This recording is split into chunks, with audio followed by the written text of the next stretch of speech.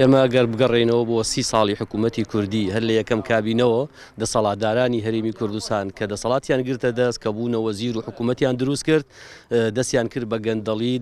تەماحیان کردە چاویان بڕیە سەرۆت و سامانی گشتی هەوڵیاندا خاڵە سنوورەکانیان قۆڕ کرد و هەموو هەرێمی کوردستانیان بە حیزبی کرد و دابەشیان کرد بەدەست چەند بەرەیەکە. ساڵانە ڕۆشنبیران و گەنجان و خەمخۆرانی ئەم هەرێمە بەدەنگ ئەهاتن خۆپیشاندانیانە کرد مانوەڕیانە کرد داوای ئیسلاح و چاکسازیانە کرد داوای حکمی ڕەشیدیانە کرد بەڵام هێزە ئەمنیەکان دەسەڵاتدارانی هەردوو لە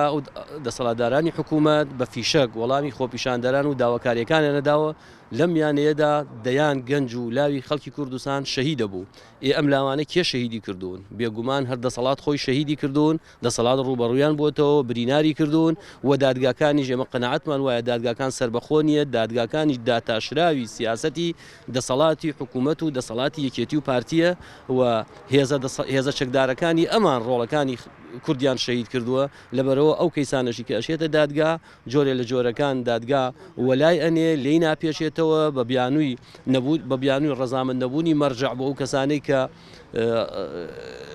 کە تاوانەکەیان ئەنجام داوە بە بیانووی جۆرا و جۆر وەبوونی چەندین عەفوی عامی ناپێویست کە ساڵانە لە هەرێمی کوردستان چەند ساڵجارێ دەرەچێ ئەمانەوەکە دادگاکان سربەخۆ نەبن ئەمەوەکە ئەو قوربانیانەی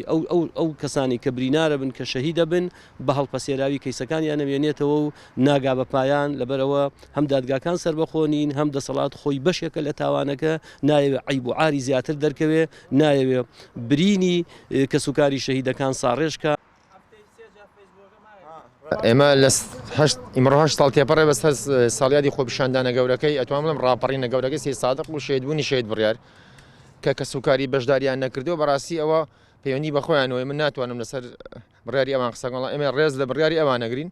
ئێمە وەکو خەڵکی چالاکوان و خەڵکی خۆپیشاندەری پێشووتری ئەم شارەوە ئەو خەڵکانەی کە خەڵکی دیارن ئەم ساڵیادەکەینەوە هەتا بمێنین ئەم ساڵیادەکەینەوە بەردەوامش دەبین بڕیار لە ڕۆح و گیانمانایە پەیامەکانی بڕیار هیچی جێبەجێ نەکراوە داواکاریەکان هیچی جێبەجێ نەکراوە. ئێمە چۆن لە ساڵانی ڕابردووە لەگەڵ ئەو خەڵکە خۆنەویستە و ئەو چالاکوانانە کە هەموو ساڵی ئەم مەراسی و یادیان کردوت ئیمساڵش کردومانەوە بۆ بەردەوامیش دەبین و پەیامەکانی بڕیاریش هێشتا هەر سووری نەسەرەوەی کە جێبەجێ بکرێت و داواکاریەکانیشان داواکارەکانی بڕیار داواکاری هەموو شارە. ئێمە لێرە داگرت بووینێت و ساڵ ڕۆژی شەید بڕیار پیرۆز دەکەین کە 7 ساڵ پێش ئێستاوا بۆ 8 ساڵ دەچێت گەنجێکمان لەم شارەدا شەید بوو داوای خزمەتگوزاریە کرد داوای زانکۆی دەکرد داوای ئەو پێداویستەی ژیانیە دەکرد پێداویستە سەرەتاییەکان بەڵام حکوومەت وەکو پێویست نهات بەدەم داواکاریەکانی خەڵکی سەیسایق و تا چەند گەنجێکی گەشتمان بوونە قوربانی ئەو داواکاریانەی کە دەستی خزمەتگوزاری بگەیتە شارەکەی ئێمە لێرەدا دەڵێن بایتر ئەم شارە نەبێتە قوربانی ئەو سیاسەتە چەوت و چەپەڵەی ئەو حیزبانەی کە حکومڕانیە وڵاتە دەکەن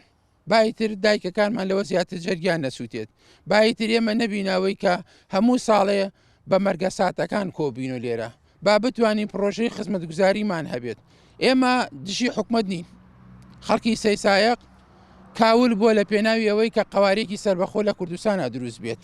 چەندین شەهیدمان داوە ئەتوانی بڵین لەم ناوچە و لەم زۆنگەی ئێمەدا شۆڕش سەری هەڵدا بەڵام ئێستا شۆڕش بۆتە مۆتەکەیە بۆ سەردڵی گەنجەکانمان یا ئاوارەی وڵاتانە بن یاوە تا ئەبێت لێرەدا شەهید بن و خێزانەکانیان تووشی مەرگەسات بێت.